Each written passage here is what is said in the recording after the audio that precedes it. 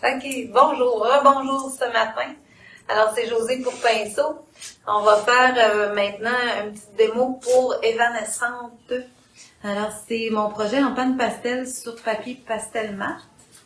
Puis, je vais vous parler de ça un peu. Je vais vous faire une petite démo avec ça. Alors, Evanescente, c'est un projet en panne pastel.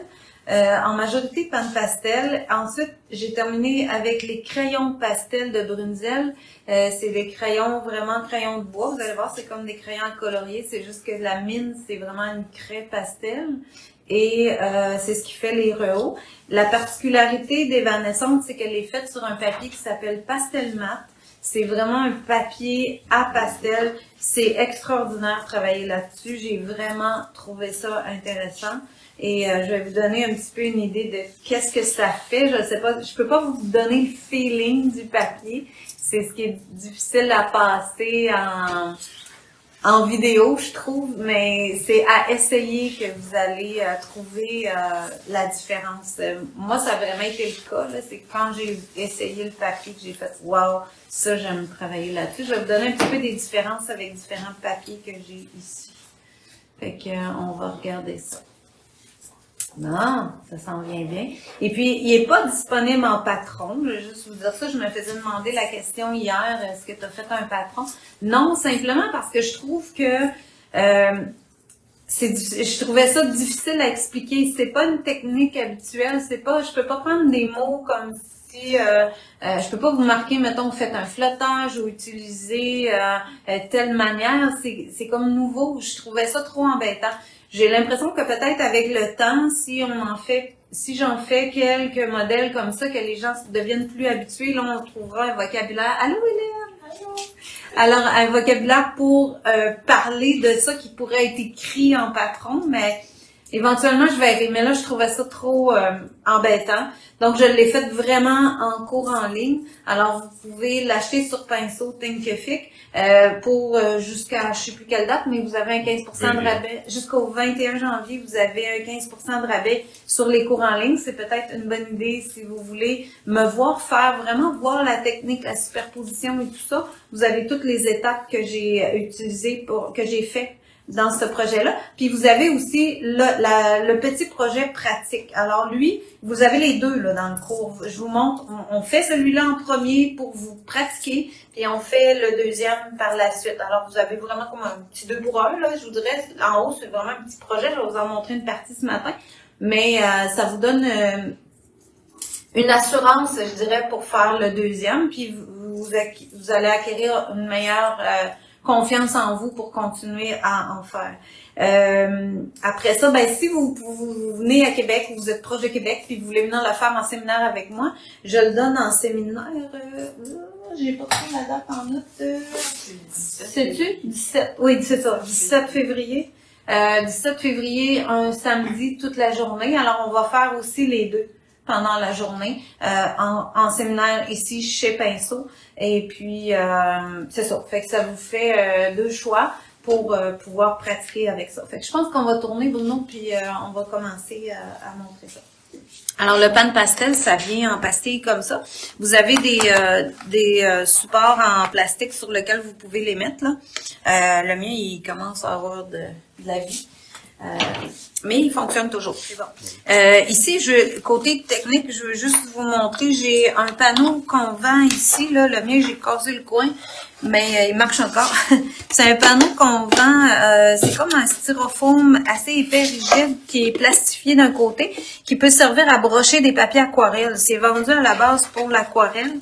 Mais moi, je trouve que pour coller n'importe quel projet, là, ça fait super bien. Fait que moi, chez nous, ce que j'ai fait, c'est que j'ai pris ce panneau-là, j'ai mis mon pan pastel ici avec, je l'ai aligné vraiment en bas, comme ça.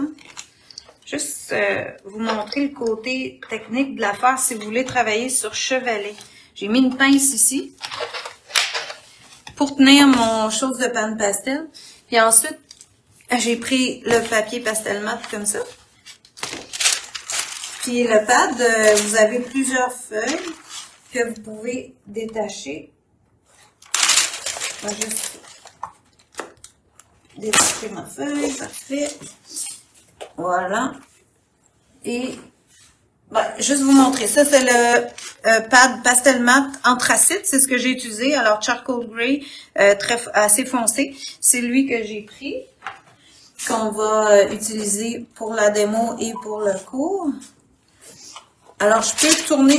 Ouais, ça, c'est les papiers protecteurs qu'ils mettent, eux, entre chaque feuille. Vous pouvez les replacer par la suite. Puis là, ce que je fais, c'est comme je veux utiliser toute la surface du papier, j'ai trouvé ce truc-là avec une artiste qui travaille avec le pan pastel aussi, puis je trouvais que c'était merveilleux. Je voulais vous montrer ça parce que ça peut servir pour plein d'autres choses, là. Vous pourriez utiliser ça pour d'autres styles de projets. Là, je prends du tape. Moi, j'ai du tape d'artiste qu'on vend ici, blanc. Là, ça pourrait être du tape vert si vous préférez ou si c'est ce que vous avez. Puis, au lieu de le coller par-dessus ici pour maintenir votre feuille en place, vous allez le coller en arrière en laissant dépasser la moitié du tape. Là, je pourrais le mettre au complet. C'est juste pour aller plus vite ce matin. Je vais juste vous en mettre un petit bout pour vous montrer. Alors là, je suis à l'envers. Je mets la moitié du tape là et je le retourne à l'endroit. Et là, je veux le fixer sur mon carton. Je veux qu'il tienne pour pouvoir travailler, exemple, sur chevalet. Je ne vous ferai pas sur chevalet ce matin, mais juste pour vous montrer si vous voulez le faire. Vous reprenez un autre tape. Et puis là, je le place comme il faut. Puis je reviens coller, mais sur mon tape. Là, il est fixe en place. C'est bon, hein? Ginette a dit c'est bon. Moi, écoute, j'avais pas pensé.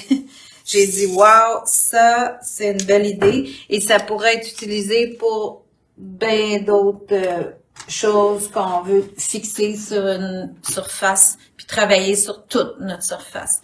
Alors ça, le petit truc là, vraiment intéressant. À ce moment-là, je peux prendre mon panneau, puis le mettre sur chevalet, puis le travailler vraiment à mon goût. Ce qui est intéressant avec le pan pastel, que moi, j'avais pas réalisé, c'est que quand vous travaillez sur chevalet, la poudre de surplus qui se fait, elle tombe automatiquement toute seule.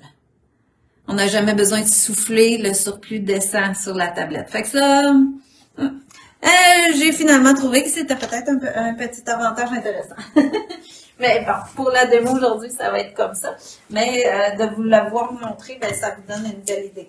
J'utilise aussi toujours des linges, j'essaie d'utiliser le plus possible des linges en polyester comme ça pour essuyer mes éponges. C'est ce qui brise le moins les éponges, puis qui fait que les éponges vont durer le plus longtemps possible. Alors, c'est tout simplement là les serviettes en polyester que quand on les touche, on haït ça, là, ça fait gricher des dents. C'est ça.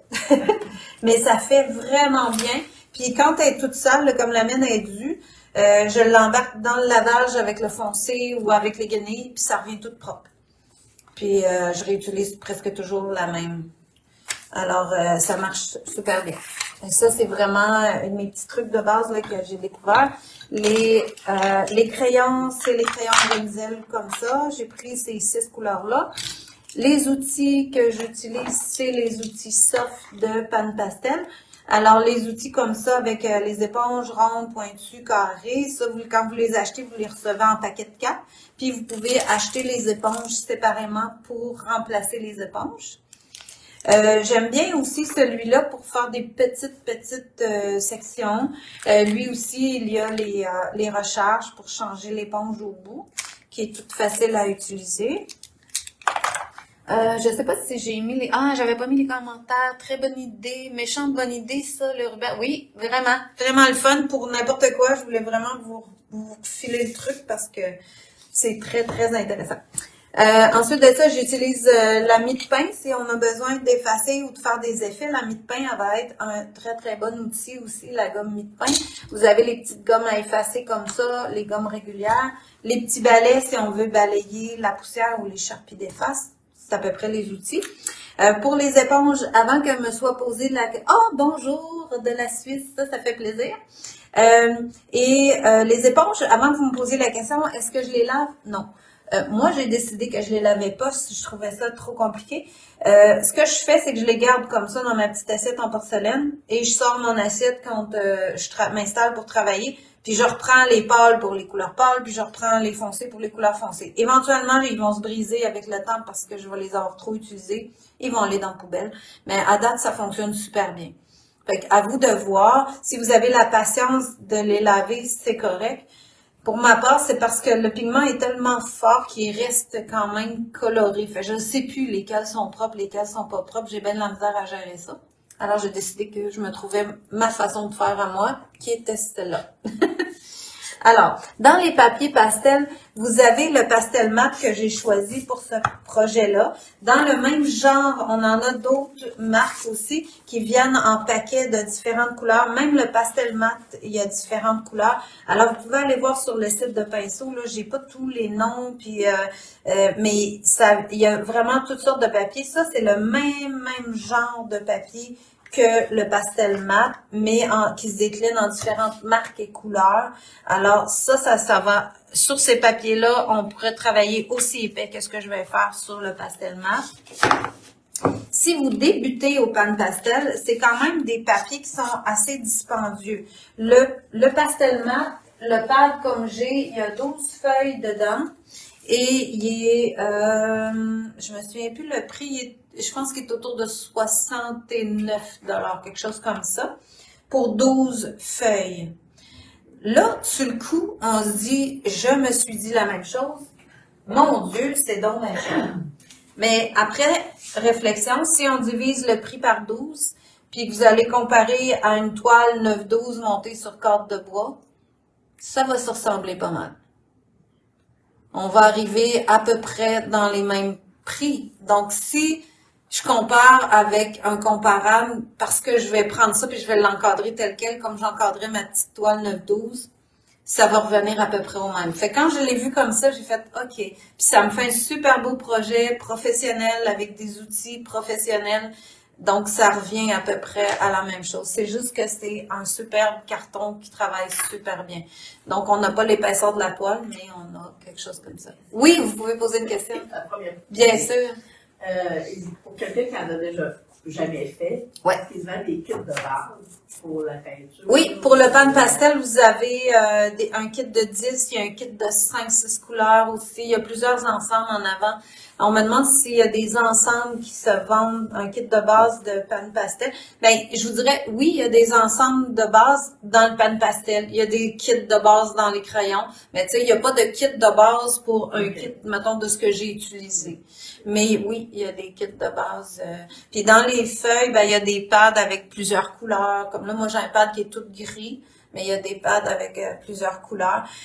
Si vous avez des amis aussi qui en font, moi, des fois, je le suggère, c'est juste qu'on y pense pas, mais des fois, quand on connaît quelques personnes qui aiment faire un peu la même chose, on peut dire, on va s'acheter un pad à la gang, puis on le divise. T'sais, nous, on fait ça ici, des fois, chez Pinceau. Des fois, Ariel a dit, « Oh, j'ai acheté telle affaire, tu m'en vendu à moitié, on va pouvoir l'essayer tous les deux. » Tu sais, on peut... Ça dépend un peu de votre entourage aussi, là, j'en conviens, mais si c'est le cas, des fois, on y pense pas, puis on peut le faire.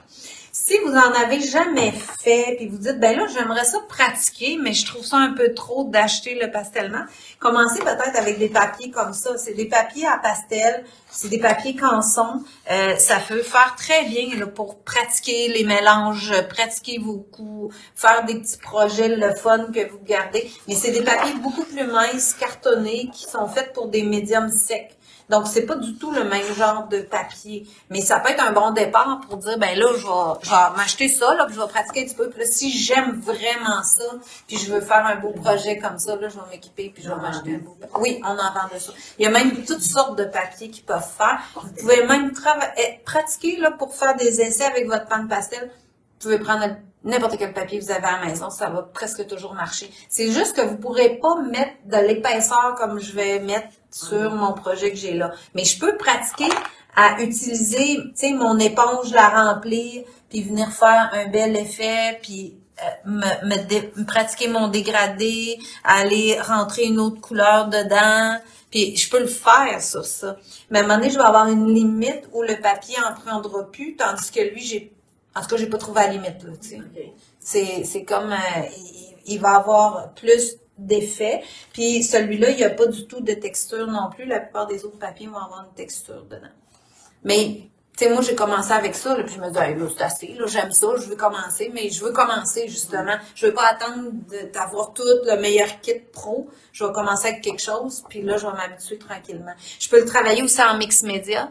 Moi, j'ai vraiment commencé en mix média, là. Toutes les toiles de Rosie et compagnie, c'est des mix média. Alors, je mets un fond gesso transparent, puis là, j'ai travaillé avec le pan pastel ou un fond pastel. Ça n'a pas autant d'adhérence que ce papier-là, encore une fois, mais ça me permet d'ajouter le pan pastel, de travailler avec, de le connaître, de le mettre dans mes projets, puis de me pratiquer finalement. Alors, ça peut être tout ça. Alors, sur ça, la technique que j'ai utilisée dans le projet que... Ah, c'est ça, je voulais la couper en deux, mais je ne l'ai pas faite. Puis là, je l'ai collée de l'autre bord, tu vois? Et Seigneur, je sais pas si je serais capable de la déplacer. Je voulais la garder une section. Je vais juste tasser ça. Maintenant que je vous ai montré ça, on va pouvoir tasser ça ici. Et il va le coller là. Parfait. Fait que je vais pouvoir récupérer une moitié. OK. Alors ici, je voulais vous montrer, mettons, si on se fait une petite robe, là je suis sur un papier gris, donc je peux vraiment venir puis dire, je vais tracer avec mon crayon blanc, je peux dessiner directement sur la toile, puis aller chercher un peu, là je vais vous faire un peu le même modèle que j'ai fait dans ma pratique. Puis, on va venir y faire une petite jupe. Exemple qu'on y fait ça. Puis, admettons que vous voudriez effacer, ben on prend l'efface, puis on enlève. Tu sais, c'est quand même, ça pardonne beaucoup, là. On peut vraiment travailler facilement sur ce papier-là. Ensuite de ça, ce que je fais, c'est que je pars avec le noir. Si je veux ce côté-là beaucoup plus foncé dans mon projet. Donc, je vais venir comme surligner avec le crayon pastel noir. Puis, je peux venir me faire déjà des parties comme ombrées. Puis là, étudier un peu mon dessin. Me dire, bon, mon but, si j'aimerais ça qu'il y ait un peu d'ombrage, il pourrait aussi ombrer ici.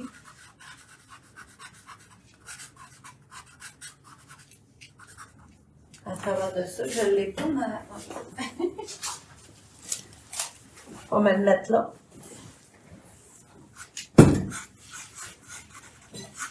Tu vois, dans ça, j'ai mis un peu d'ombrage là-dedans. Je pourrais creuser un peu mes plis ici, puis aller faire un côté un peu plus ombré là. Moi, j'aime beaucoup travailler au crayon, fait que souvent, je vais partir avec le crayon comme ça. Je trouve ça le fun de le faire. Je vais creuser ici mon arrière-plan un peu.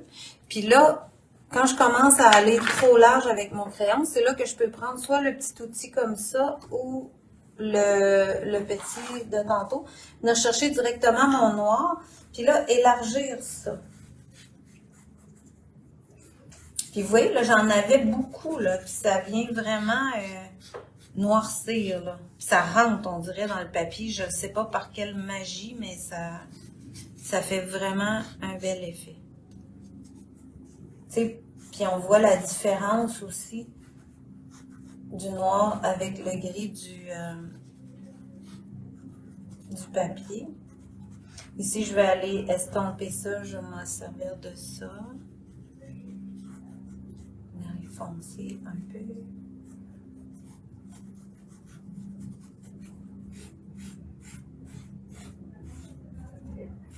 Comme ça. Je pourrais venir y creuser un petit peu les plis ici pour commencer. Placer quelques zones. Atténuer un peu les blancs là.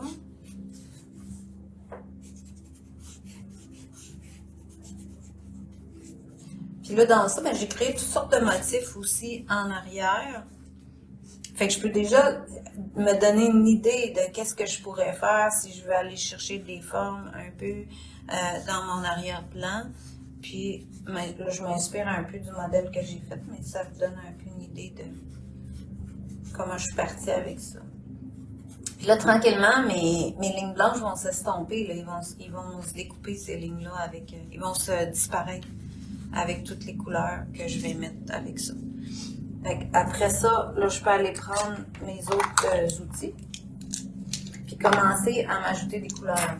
C'est ça que j'ai fait, ouais, à l'éponge, parfait. Je me suis mis comme un petit plan de match là, que je revise parce que c'est ça. OK. Puis là, je vais commencer par appliquer des couches de base. Fait que vous allez voir que les premières couches, ça fait quand même léger. Je vais l'étendre un peu, fait que ça va m'appliquer juste vraiment une base sur ma surface.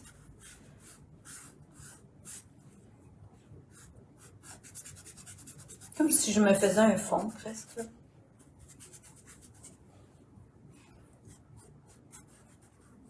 Ici, il va se mélanger là, un peu avec le noir, mais pas tant que ça.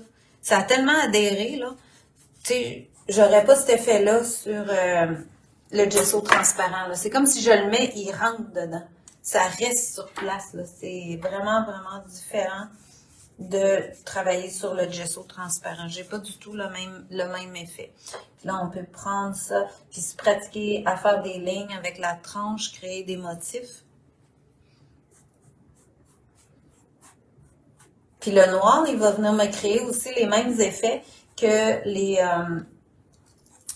quand vous achetez le pan pastel, si vous allez voir en magasin, vous allez voir dans le rack, vous allez voir des couleurs pures, comme si je prends ici le magenta et le magenta dark. Alors, celui, c'est marqué magenta très foncé et magenta. Donc, ce qu'ils font, c'est qu'ils vont prendre la couleur première qui est le magenta, ils vont ajouter du noir, ils vont faire un magenta dark. Ils vont avoir le magenta régulier, ils vont mettre du blanc, ils vont l'appeler light tint. Alors, puis ça se décline souvent en une autre, extra dark, puis plus pâle. Je ne sais pas s'il y a vraiment plus pâle tout le temps, mais en tout cas, il y a plusieurs sections comme ça. C'est vraiment comme ça qu'ils le font. Alors, quand j'ai, moi, ici, appliqué mon jaune avec, puis qu'il y a du noir là, c'est comme si je créais le jaune ocre dark. Fait que je peux faire mes couleurs si je le veux, ou je peux les acheter. Comme moi, j'aime beaucoup le magenta, donc souvent, je me ramassais à vouloir un magenta plus foncé. Alors, c'était préférable pour moi de l'acheter parce que je le faisais tout le temps. Alors, moi, ce que je vous suggère, c'est ça, c'est d'acheter les couleurs que vous utilisez le plus souvent. Fait que si je commence à vouloir ajouter de l'ombrage à partir du noir avec mon magenta dark, je vais pouvoir commencer à ajouter de la couleur dans ma petite robe. Puis me faire une couche de fond avec ça.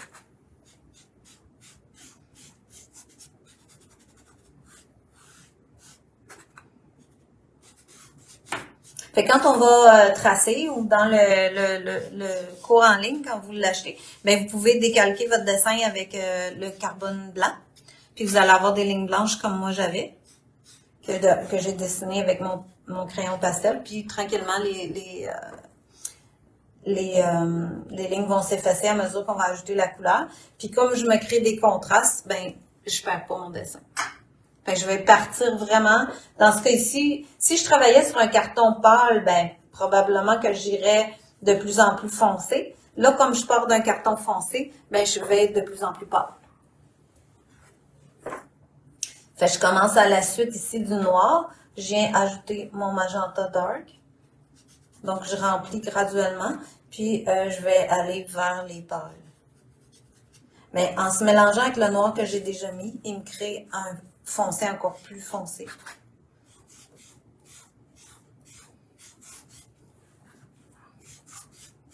Fait que là, j'ai une bonne petite couche de fond sur ça. Je pourrais aller maintenant vers les bleus.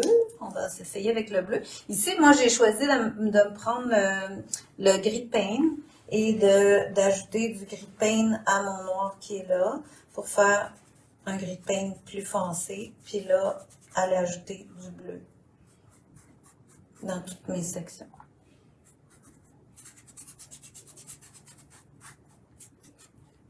Comme ça. ça, puis mettons que j'en mets un peu en bas, me faire une section comme ça. Puis ça faisait quand même une belle couleur aussi avec le magenta dark. Ça me fait comme une espèce de mauve très foncé. C'est très facile de mélanger aussi les couleurs, là. Tu sais, si je viens, là, j'ai mis mon gris de pain, là, regarde, je reviens avec le magenta dark, puis je vais me créer vraiment une espèce de prune très foncée, bleutée, en mélangeant les couleurs. Puis regarde comment il en prend. J'ai même pas de poudre, ça rentre dedans. C'est fou, c'est vraiment, là, c'est vraiment génial, là, ces papiers-là. C'est comme si je déposais de la peinture, puis ça se mélange automatiquement, c'est assez trippant. Comme feeling, là, c'est vraiment le fun. Là, ça me fait une drôle de forme, là, mais en tout cas, c'est pas grave. Pour la démo, le but, c'est de vous montrer qu'est-ce que donnent les couleurs. Alors là, comme j'ai fait une couche de fond un peu partout, là, je vais me concentrer un petit peu sur la robe, là, pour avoir le temps de vous montrer le plus possible. Ça va toujours vite. Alors là, la robe, j'ai continué avec le magenta régulier. Alors, je peux commencer à ajouter des couleurs.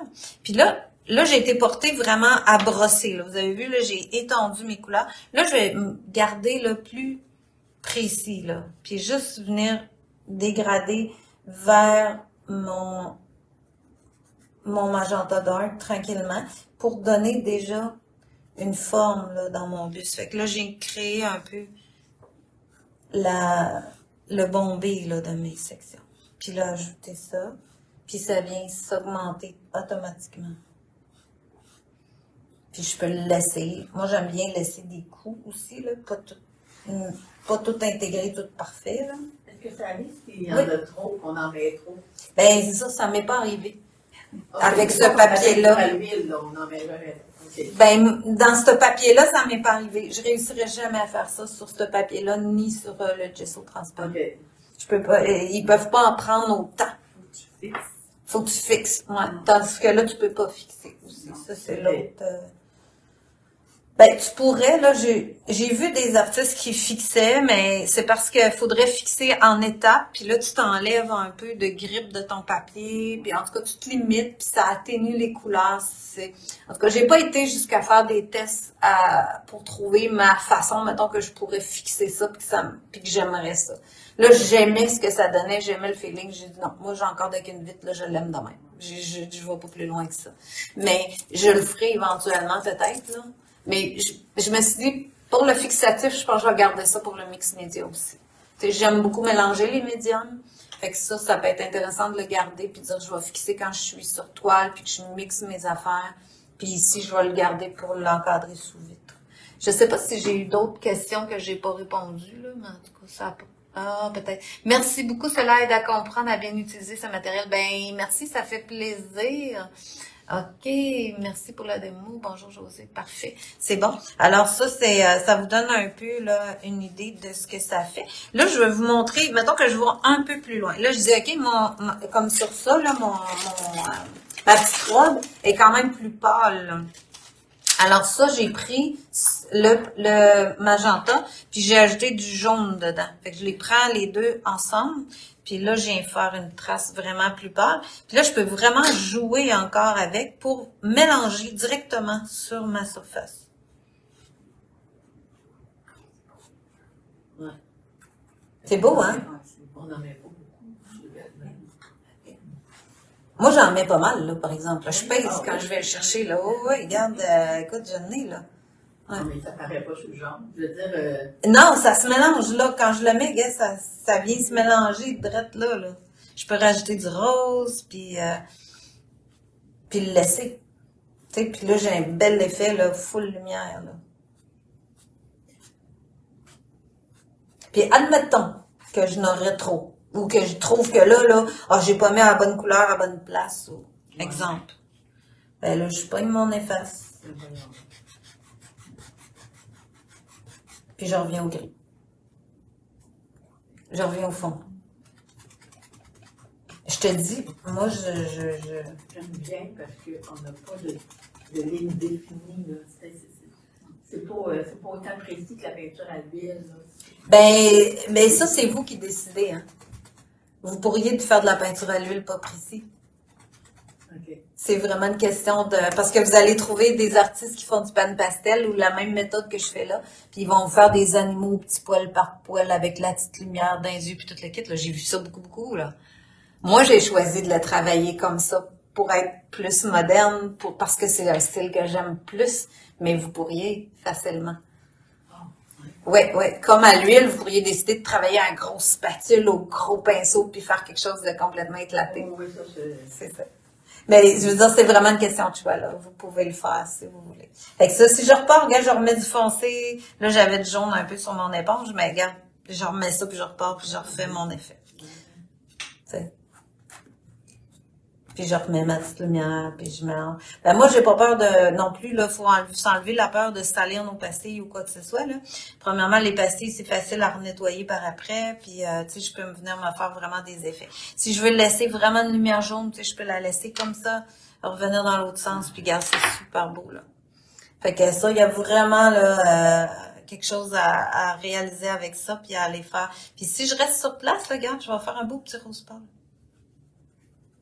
Tu sais, mettons que t'aimes ça, là, tout liché, là, tout bien égal, là, Puis là, tu te dis, non, mais là, je veux pas que ça pâlisse plus, là, je remets du magenta, puis j'ai un beau petit dégradé. Puis là, je reviens avec mon foncé, puis je remélange tout ça. Je peux le faire, là. Regarde, j'ai une belle boule. Tu sais, c'est vraiment, vraiment pardonnable aussi. Il n'y a pas d'émanation d'odeur. Tu sais, c'est vraiment, vraiment le fun pour ça. Là, je suis pas très précise dans mon dessin, mais ça, c'est pas grave. Ce que je voulais vous montrer, c'est ça, c'est de pouvoir mélanger. Tu vois, ça ici, là, si je viens mettre... Ah, j'ai pas changé d'éponge, cocotte. Fait que je suis en train de faire un jaune un peu rouge, là, mais je suis trop énervée. Si je reprends avec le jaune ici, mettons que je voudrais enlever aussi le rose là-dedans.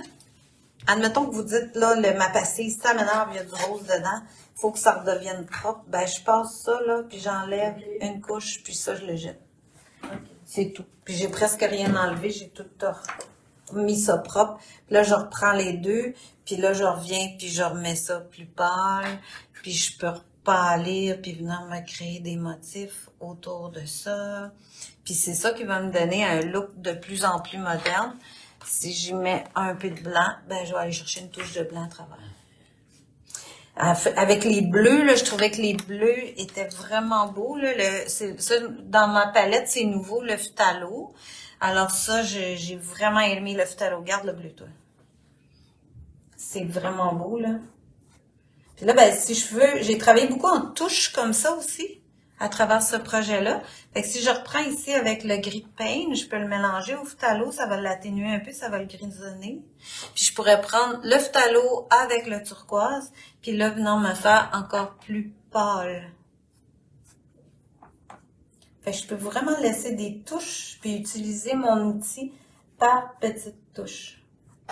Fait que c'est pour ça que dans le séminaire, je veux qu'on pratique ça. Dans le cours en ligne, ben vous me voyez faire toutes ces pratiques-là. Fait que vous allez pouvoir faire cette pratique-là. Vous pratiquez aussi un dégradé. Tu sais, si je pars avec, comme mes petites lignes que j'ai ici dans l'autre, je pars avec le gris paint, exemple que je mets gris paint sur mon chose. Puis là, je dis, OK, je vais ajouter du phthalo mélanger avec mon gris paint. Puis là, je viens les mélanger un dans l'autre. Tu vois que ça se mélange super bien. J'ajoute du turquoise. Puis je viens mettre un beau turquoise dégradé. Puis j'aimerais ça qu'il y ait un petit peu, qu'il vienne un petit peu vert. Regarde, je mets le jaune, le petit jaune diarylide. Alors ça, c'est jaune diarylide, mais tint. Alors tint, ça veut dire qu'il est diminué. Donc il fait pâle. Puis là, il m'amène vers un pastel. C'est la même couleur que j'ai mis dans mon rose. Donc toutes mes pâles sont diminuées avec le jaune diarylide, ce qui m'amène toutes dans les mêmes teintes. Puis avec le bleu va m'amener vers un petit vert qui me fait un bel effet. En tout cas, moi, j'aime vraiment, vraiment l'effet du papier qui grippe, tout ça. Là, il faut que je vous parle des crayons un peu. Vite.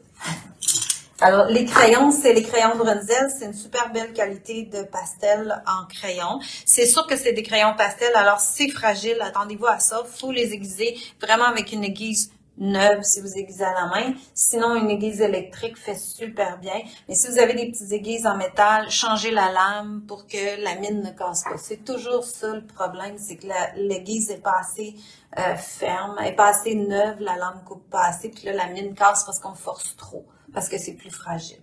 Alors ça, c'est à faire attention, mais c'est vraiment des beaux crayons. Là. Si j'y vais, comme là, j'avais mis des lumières en jaune, ça me fait un beau trait. Puis comme le papier, il l'accroche, que je suis capable d'aller par-dessus, d'en mettre, puis d'avoir des belles lignes. Alors ça, si je voulais, mettons, faire des animaux très précis, ben je ferais toutes mes ombres, mes lumières directement en dégradé, puis je viendrais finir avec mes crayons comme ça pour faire toutes les poils en les aiguisant très fins. Là, je pourrais aller faire des poils très fins. Tu vois, même sur le noir ici, là, je suis capable d'aller faire un trait hyper rose. Fait que je peux m'ajouter, tu sais, moi qui aime crayonner, là, ben, c'est vraiment des choses que je peux faire. Si je veux rajouter ici de l'ombrage, ben, je peux revenir le crayonner dedans, laisser des traits de crayon, puis aller découper mes ombres aussi avec le noir.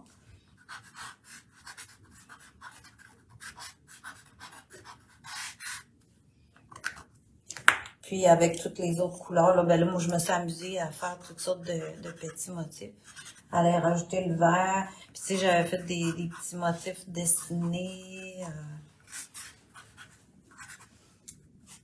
C'est ça. Puis j'avais mis du rouge. Ah, j'ai mis du rouge. Ah, je sais pas, le rouge est magnifique. Le rouge permanent, là, regarde. Je peux m'ajouter des taches de rouge par-dessus tout ce que j'ai mis tantôt, là.